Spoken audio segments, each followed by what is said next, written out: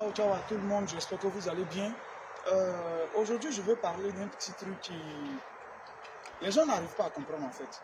En tout cas, c'est ma manière de voir les choses. Je ne dirais pas que c'est la meilleure, mais en tout cas, ça marche. Ma manière de voir les choses. Ceux qui disent la vie, c'est la chance. La vie, là, c'est la chance. C'est parce que lui, là, il a eu la chance. C'est parce que lui, là, il a eu la chance.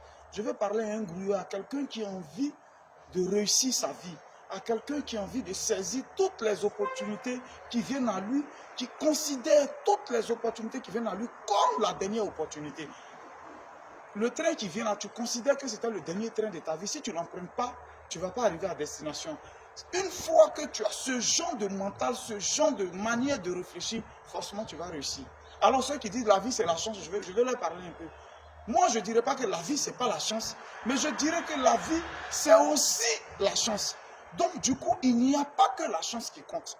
Je vais m'expliquer tout de suite. Qu'est-ce qu'on appelle la chance? Qui a une fois vu la chance venir? La chance porte quel habit? C'est quelle couleur d'habit? Quelle est la taille de la chance? La chance, c'est quand quelqu'un passe par quelqu'un. Je prends un exemple. J'ai un grand frère qui décide du coup, il dit, bon, attends, mon petit, c'est un courageux. Voilà, aujourd'hui, je décide de te laisser gérer mon hôtel à partir d'aujourd'hui. Tu deviens le patron de l'hôtel. Après moi, c'est toi. Il faut gérer l'hôtel à plusieurs chances. Voilà déjà ce qu'on appelle la chance. Parce qu'il y a d'autres qui ont des grands frères qui n'auraient jamais confié ce genre de tâches. Qui n'ont pas eu la chance. Il y a d'autres qui ont leurs grands frères qui sont bien placés. Eux-mêmes, ils ont des diplômes, qui n'ont pas eu de chance, qui pouvaient faire des choses. Mais ils ont minimisé, ils n'ont pas cru en eux. Et toi, tout de suite, ton grand frère croit en toi, il te donne cette opportunité. Voilà ce qu'on appelle la chance. Ça, c'est une des chances. Alors, qu'est-ce que tu fais? À la chance, qu'est-ce qu'il faut ajouter? Dès qu'on te met responsable net, tu es devenu directeur. Ça veut dire que tu gagnes l'argent tout de suite. Tu commences à avoir des biens. Non. La chance est déjà venue parce qu'une porte s'est ouverte. On appelle ça une opportunité, une chance. Qu'est-ce qu'on fait maintenant pour aller de l'avant? Pour avoir soi-même, pour être, c'est-à-dire pour avoir le succès. Il faut être assidu au travail. Il faut considérer le travail du grand frère qu'il t'a confié. Il ne faut pas que ton grand frère ait honte de t'avoir mis. Il ne faut pas que ton grand frère regrette. Alors, tu fais respecter les heures de travail. Toi-même, tu viens au travail, tu travailles convenablement. Ton salaire qu'on te donne,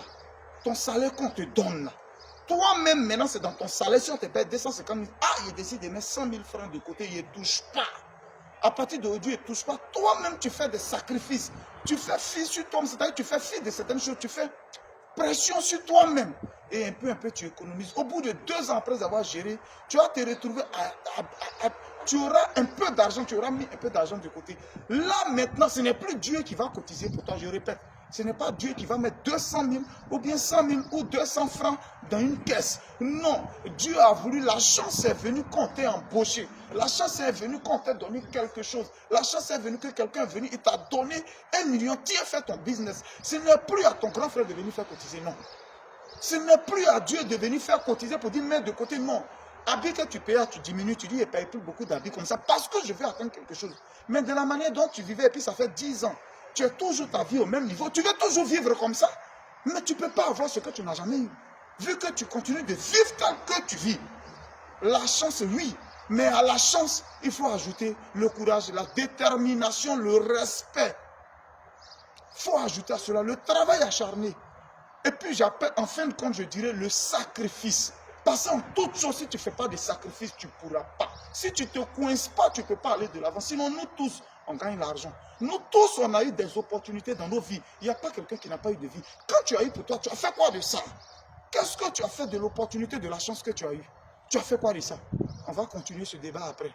C'était Guigui le Grouillard de Boulogne. Dans ton point de vue en commentaire, on est ensemble. Ciao, ciao, ciao, ciao.